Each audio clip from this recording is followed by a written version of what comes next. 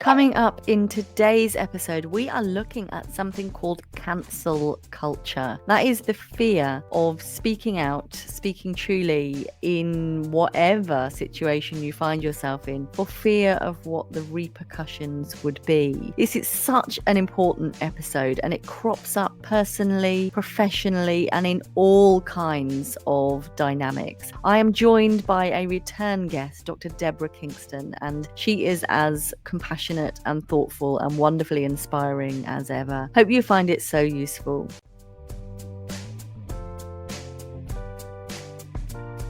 If you're looking to become a psychologist, then let this be your guide. With this podcast at your side, you'll be on your way to being qualified. It's the Aspiring Psychologist Podcast with Dr. Marianne Trent.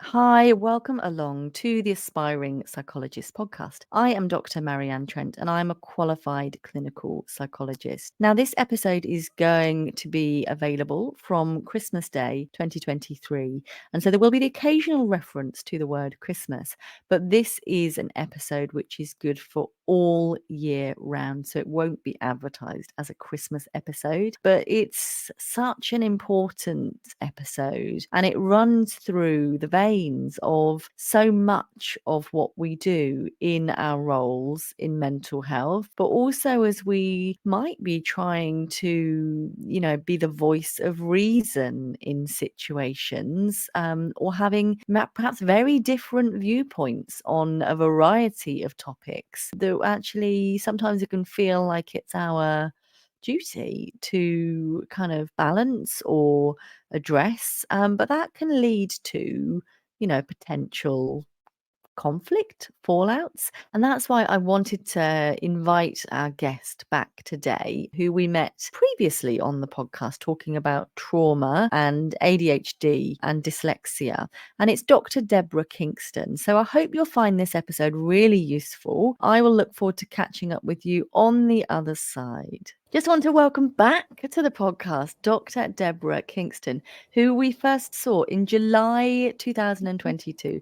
Where has the time gone? Welcome back, Deborah. I said I hadn't realised how long. 18 months, roughly. Where's it gone? Yeah, I blinked and missed it. But I think it's because you are in my world constantly, because you're just so kind to me, Deborah, on socials. You're always so supportive, and you just, I don't know, you get what I do and why I do it. And yeah, your support is so valued and so appreciated. So thank you. You're welcome. I think inspiring the next load of psychologists is so important that we try and get the right type of people into our profession. The more you can get out there and the wider the reach, I think that's only a good thing for what we do in clinical psychology.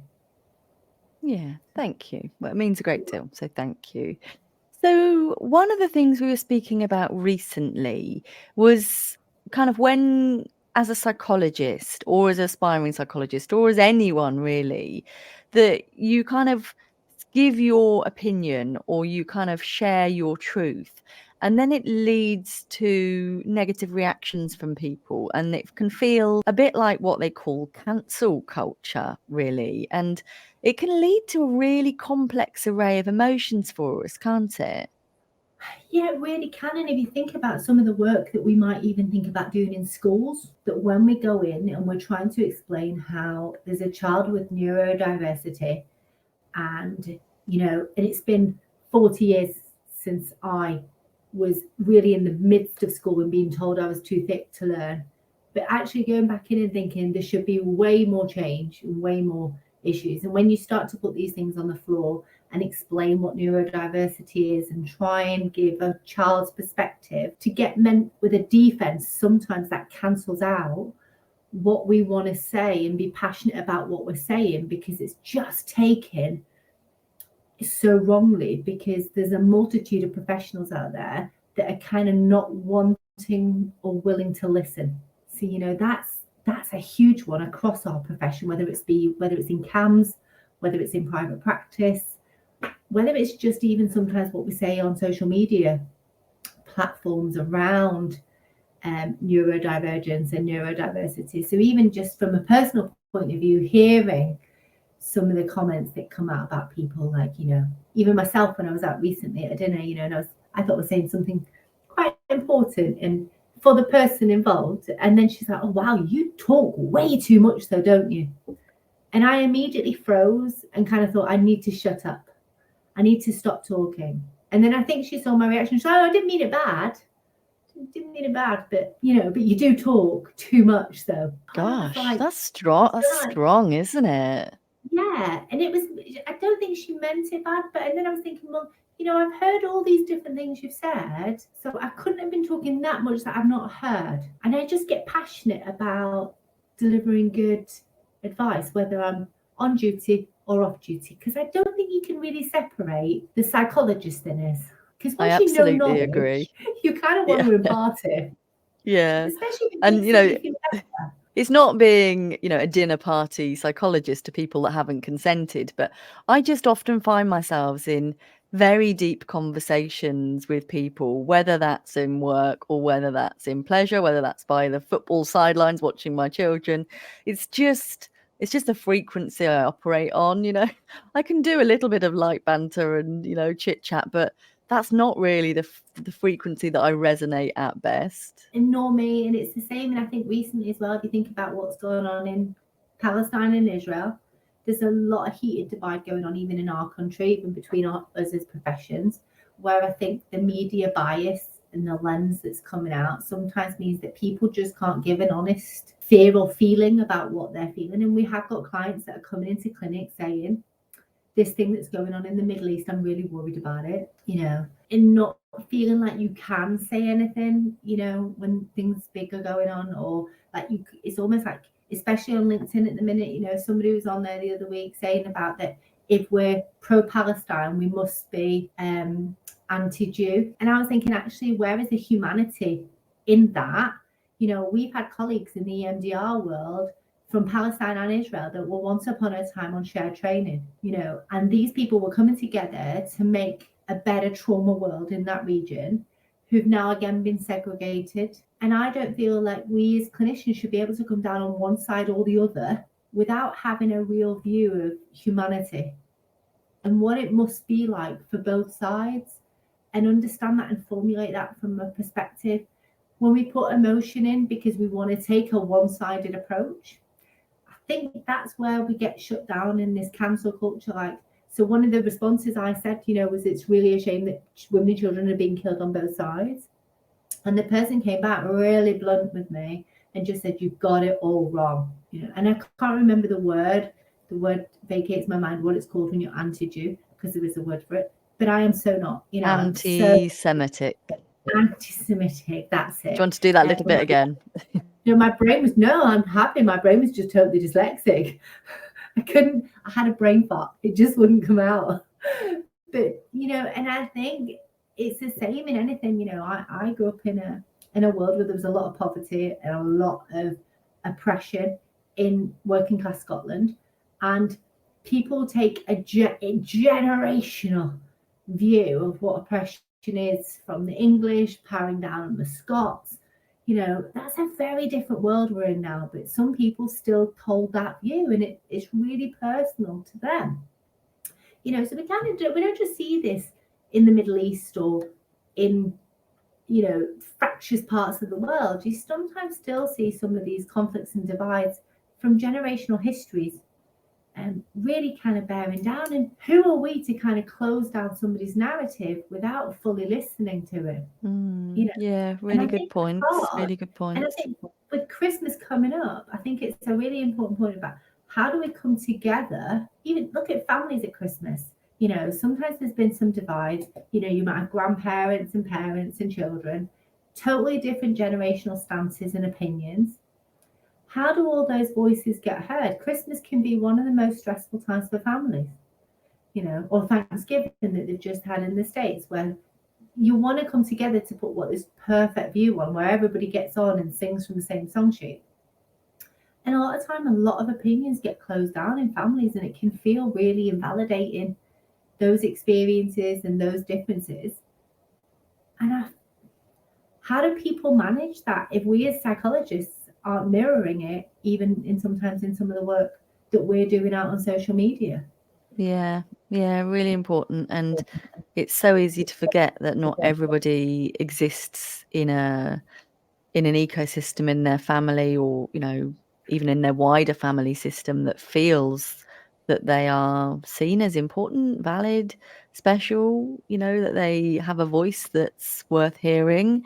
You know, even I know I was listening to something this morning on the radio of someone who is a gay man, and had spoken about in the past, you know, it had been really you know, taboo to be outwardly and openly gay, but he is supported in his family. But that's not always the case. And, you know, with these festive celebrations, and not just Christmas, but whatever it is for whatever faith people follow, of course, when people do get together, sometimes we're asking people to keep themselves in a box, aren't we? To make themselves smaller. And I used to see this a lot with when I was working with people who were kind of second generation, been raised probably by Bangladeshi parents, and very different people to their friends than they were able to show to their wider family, and sometimes even their immediate family. And it was feeling like they were not living their authentic truths because of this fear of the cancel culture, you know, being told you're not a good enough daughter, you're not a good enough person, you're not good enough in your religion, you're bringing shame on yourself or even us. It's a big deal, isn't it? It is. And even if you think I've got some transgendered clients that have to dress not in the way they want to, or be addressed in the way they want to at Christmas because of the older generations that might be at the table, and they've almost got to put a huge part of themselves in that box and turn up and be somebody they don't feel congruent with. And that's such a sad position, where they just don't feel that they can be good in themselves, as themselves. And I think that cancel culture just can really impact. If we think about suicidal rates, if we think about mental health rates at the minute, the more we impact on that cancel culture, where people just don't feel safe to say something, I think what we do is we constantly put a part of them in a box. And where does all the emotion go when it's not been allowed to speak? What happens when we suppress people from being their true, authentic, genuine selves? When we say, don't put your armor on, stay bold, what do we do to people when they're then faced with a high level of criticism and they're not wearing their armor because they're being true, authentic selves? It's going to hurt and penetrate into the core of them a lot bigger and a lot faster and a lot deeper. So I think it's something we as psychologists, we need to be thinking about in terms of cancel culture, in terms of, you know, what's okay to be discussed or not discussed. It's about what's true to the person. And it's not always like it has to be said in a particular way that alienates other people, but I think it has to be said in a way that is a truth that can be then explored curiously by other people. Yeah. And I know you weren't asking that question, it was semi-rhetorical, but I guess what I see when people have had to keep themselves in a box is there might be more anxiety, because actually what I often see is that inverse relationship of when anger is not able to kind of be felt. And anger doesn't always look like smashing stuff up, does it? Sometimes anger just looks like asserting yourself.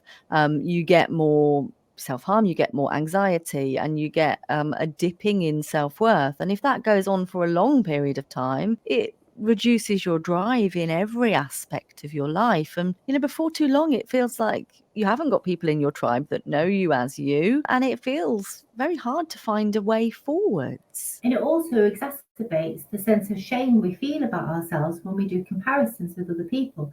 And we know shame in itself can be toxic to the way the brain processes information, the way we relate to other people, even the way we interact within what should be our tribe. Because, you know, shame is meant to be one of the protective emotions that keeps us kind of regulated within the social norm. You know, sometimes it just gets way too big.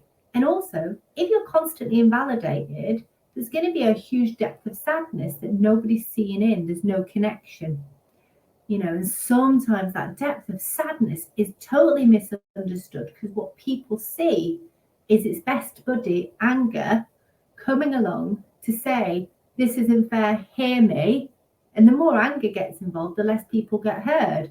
And then it becomes like a vicious circle that we just keep going round and round. So it's about saying, how do we hear people without immediately jumping in on an emotional response? How do we understand what's going on for them? And how do we really hear the nuance of what they're saying behind the mask of anger or assertiveness? How do we get in and say, we see you for who you are and we are connecting? So I think whether, you're just an aspiring psychologist or a psychologist or a mom or a sister or a brother or a friend, this isn't just for us as professionals. This is for all people, because I think if we could kind of get that balance, and I know it might be utopic of me to kind of want that, but if we could get that, there'd be less discrimination in our everyday world. Yeah. And, sometimes I speak to clients who've got really good support systems around them, who are able to have really, I don't know, like I think of as Dawson's Creek style existential conversations without that fear of cancel culture. Or sometimes that's what we have together in therapy, actually. And I guess my plea to the world is, there are people out there who will get you, or who will help you explore yourself and your hard limits, your soft limits, the things that you don't like about yourself, the things that maybe you've always felt proud about yourself, but feel like they're not things that other people think are good things. There are people, there can be change. It's that, adaptive belief that people can change, that suffering can reduce, that distress can be neutralized, and that people can be happy, people can thrive. I passionately believe that, and I've got kind of quite a lot of systemic leanings, and it can be really hard to do that in systems that are so stuck or so archaic or so old. One of the reasons that I sort of stepped away from the NHS, it was all too slow. It was all too slow and a bit too archaic. But I know there are probably really forward-thinking NHS trusts and teams as well. Well, in a way, that was one of the reasons why I stepped away from the NHS, was this massive idea of cancel culture and not being able to kind of point out some of the negatives that were going on and how we could enhance patient care, patient satisfaction, therapeutic goals, And when I tried to challenge the status quo, I was met with huge resistance of pen pushers and adminers that were kind of like, no. And I was saying, yeah, but we're not delivering. If we strip some laborious bureaucratic processes out of clinical work, we'd do more clinical work, and therefore we'd see more people, and we'd do better therapy or better nursing or better occupational therapy or whatever the profession was.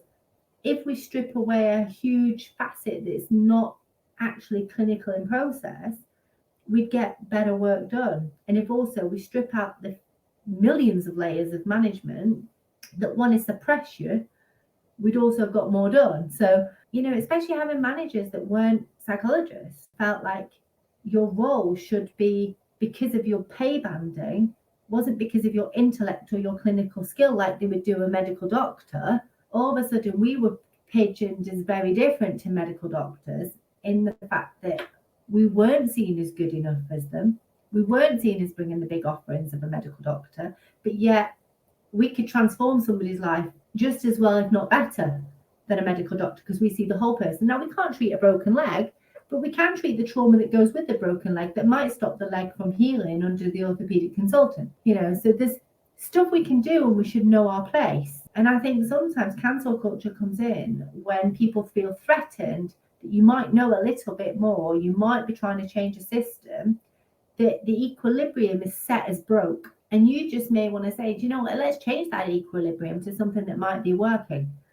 And the pushback on it, both in the NHS and sometimes in the private sector, not as much in the private sector, because they have to fix it, because private sector are a profit-led organisation, and the NHS don't seem to have that same ethos yet. With the more foundation trusts there are, they're becoming their own mini businesses. So again, does the business drive the clinical work, or does the clinical work drive the business? But again, we're not allowed those discussions. Yeah, I think this is probably particularly resonant for the people listening to this podcast that might well be aspiring psychologists. So I know we do have qualified, we do have people who are not yet even doing their psychology degree, or might be thinking about doing a conversion master's. We've got such a wide range, but what we are likely to have is people that are highly driven, that are highly motivated, that are probably reading, that are listening to these podcast episodes, getting these current themes, and so they are energized. And certainly when I was an aspiring psychologist, I had all this abundant energy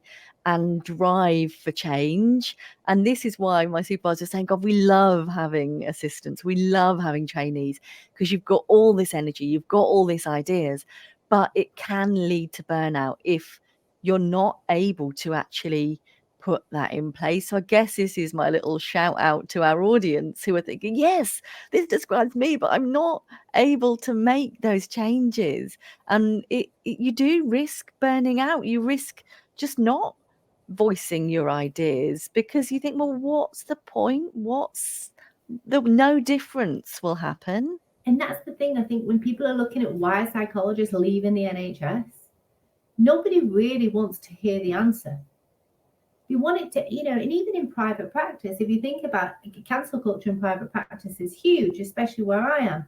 We go to meetings as private psychologists. It might be a safeguarding meeting, it might be a meeting in the school, and we are treated with suspicion and skepticism because we're not wearing an NHS lanyard. We are treated as if we are not as good as our NHS counterparts.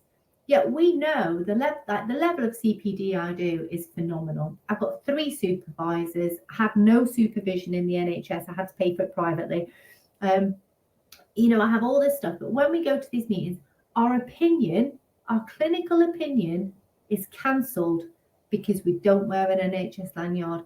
And again, that's something that's rippling through the private sector that I'm hoping the ACP pick up on and try and get some marketing out there to actually say, these clinical psychologists are bringing skills and we're working in an ethically sustainable manner to ensure our CPD knowledge is there. Because if we consider I'm trauma specialist.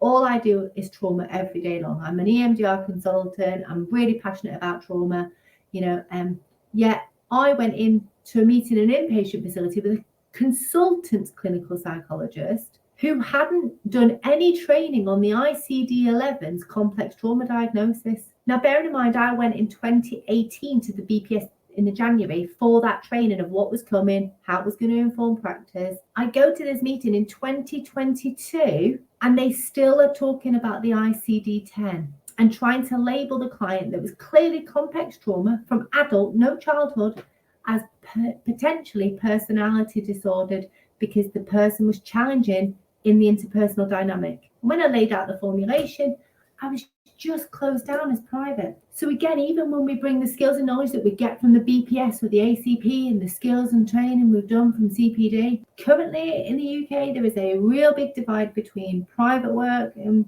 NHS. But again, it probably doesn't help that our titles aren't protected. Anybody can call themselves a psychologist. And I think that also comes in because how do you guard against that in this idea of cancel culture? Somebody's a trained counsellor. Celebrate you're a trained counsellor. Don't call yourself something you're not.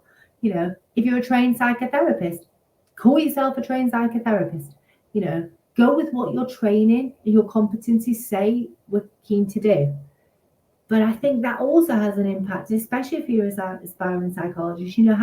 We've seen some people who've done a degree, get BPS status, and then go and call themselves a psychologist as an undergraduate level and actually engage in some quite dangerous work. So there should also be a shout out. Please, it's about public protection. So we're all shouting out, not because we don't want to give you an opportunity and say, don't do the work. We're saying, do it in an appropriately supervised manner. So I know there's a bit of an extra rant, but it does tie into that idea of cancel culture where, it's almost like we shouldn't even be saying that because do we fear upsetting somebody? I think it's all related though, isn't it? So sometimes I don't say stuff as a qualified psychologist that people are saying very, very loud as unqualified psychologists and getting great traction. And it's like, I just don't know if it's safe for you to be saying that stuff or making those claims. But I wouldn't say them, even though I'm a qualified psychologist. And maybe it is that professional regulatory body. So when someone is, for example, using one of the protected is it 9 different titles, including practitioner psychologist, but using derivatives of that, forensic psychologist, health psychologist, etc. One of those titles, the protected titles, which are by the HCPC. We perhaps fear the cancel culture because we have that professional regulatory body, whereas people that are not professionally qualified and regulated don't have that. I remember once a renowned counsellor calling herself a TV psychologist on This Morning, saying that OCD came about because of an infection and they just needed to take antibiotics. What? Yeah. And I'm like, hang on a minute. I think that got a wealth of complaints into This Morning, because again, and I think the media need to play a role in this idea of putting the right professionals in the right place to get the right advice and kind of really opening the door to what is going to safeguard and protect the public within mental health, because it is such a lucrative industry for some people. We're seeing businesses pop up all over the place trying to recruit psychologists to do some work, to make some money off the back of somebody else, but wanting them to do half a job. And again, people are doing it because it's driven by money or a fear that they won't get clients. And then they're penned into something that's actually quite dangerous for them. These companies are editing their reports without letting them know. And lots of really spurious things going on in the market. So again, for us as professionals and being regulated, I think we've also got to watch who we're signing up with. Who are we working for? What are we doing? Who's protecting us? And I think there was a big debate about assistant psychologists not getting support in certain organizations or not being supervised in certain organizations. And I think organizations forget the role of an assistant psychologist is to be an assistant to a psychologist. It's in the definition of the title.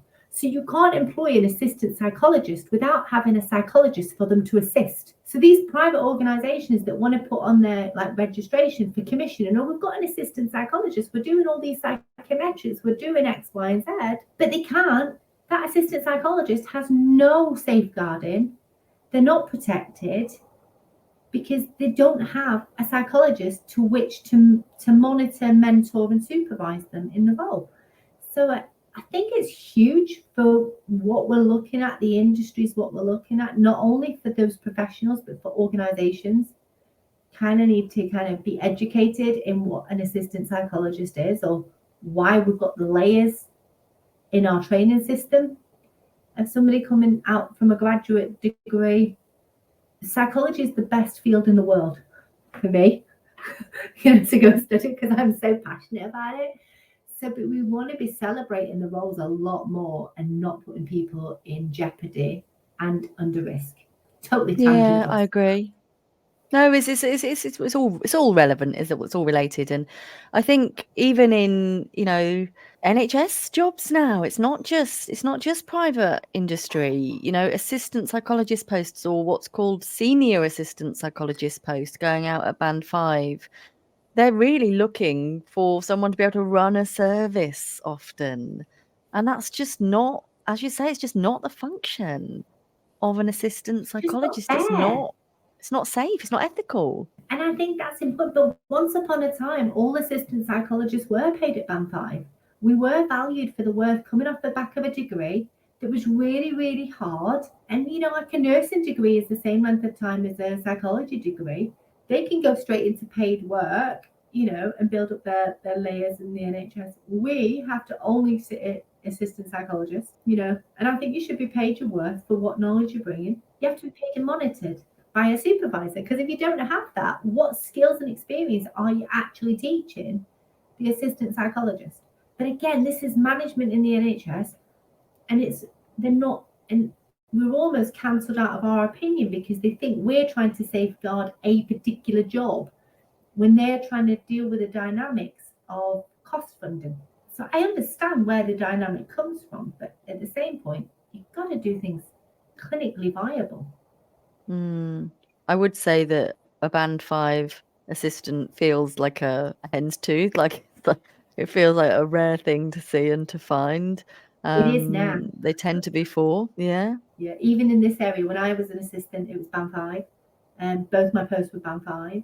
And then as years have gone on, it's band 4. And then you have to do several assistant posts to get a band 5. But like you say, they want them to be more autonomous, have less supervision. But there's a whole criteria of what keeps an assistant safe. Maybe that's another episode. Let's chat about that some more. I'll bring you back on in a few months, because I think that sounds like a really, really interesting conversation. But if someone is spending time, perhaps even over this Christmas holiday, feeling like they fear being genuine to themselves or what they see as true or right, what can they do? I think for me, to protect themselves, I guess. In clinic, one of the things I do with some of my young people that can't go be their true, authentic, genuine selves at Christmas, they notice the upset about it. We kind of do like a resourcing strategy where we kind of get them to know what their values are in that. What are your values in who you are? What are your values that you're bringing? What element can you bring to that Christmas Day meal? How long are you going to spend there? What other things are you going to do that day that say that you can tap into those values?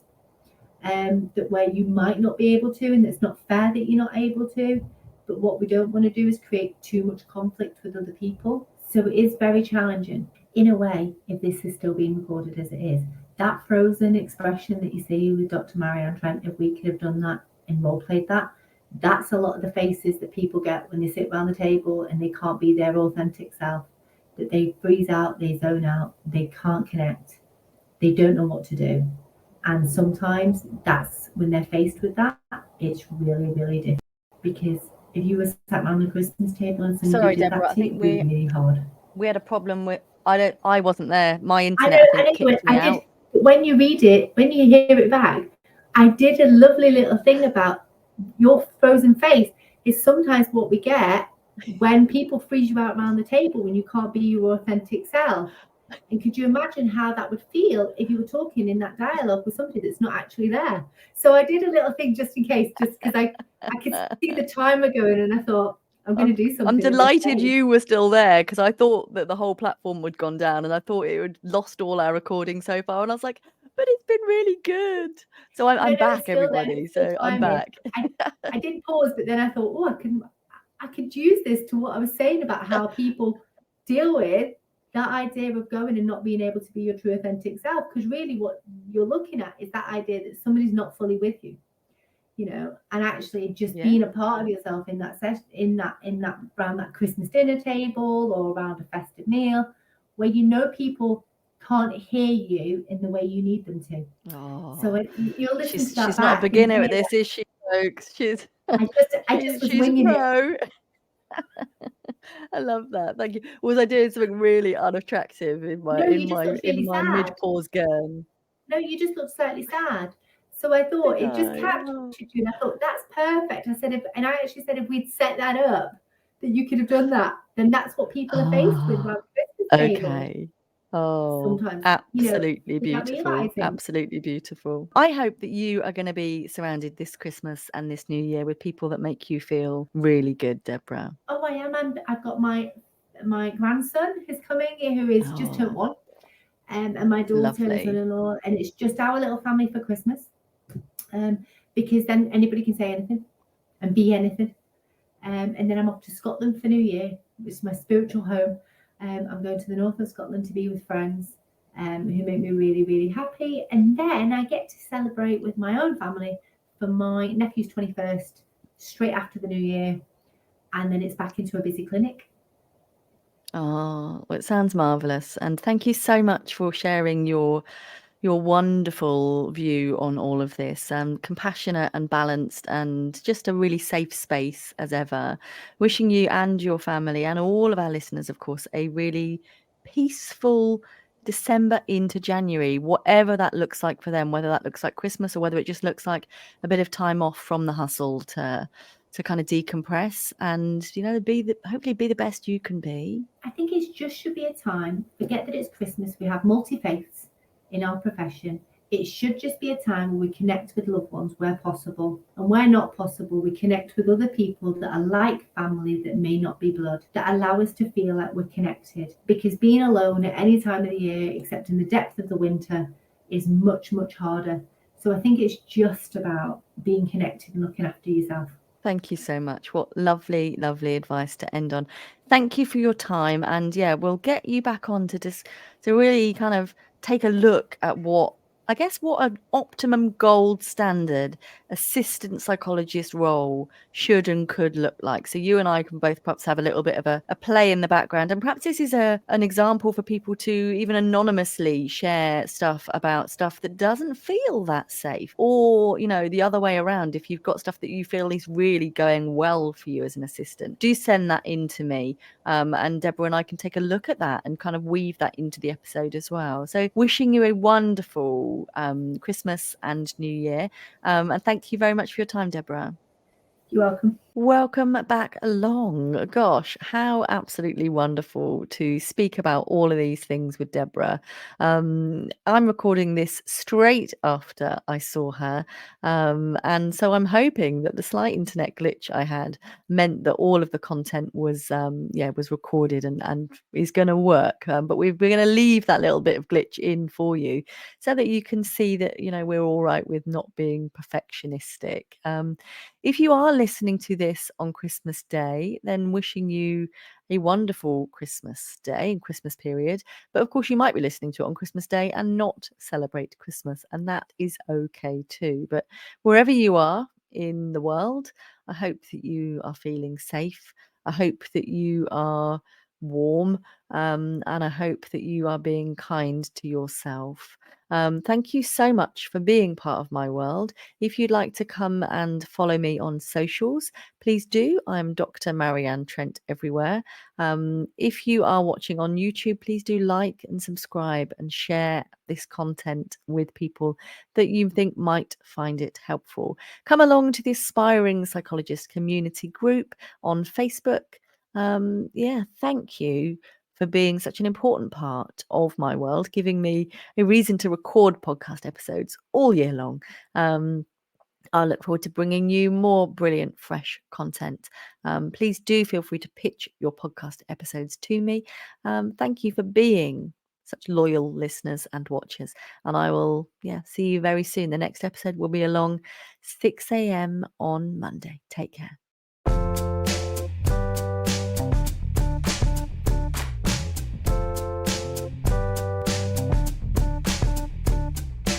If you're looking to become a psychologist, then let this be your guide. With this podcast at your side, you'll be on your way to being qualified. It's the Aspiring Psychologist podcast with Dr. Marianne Trent.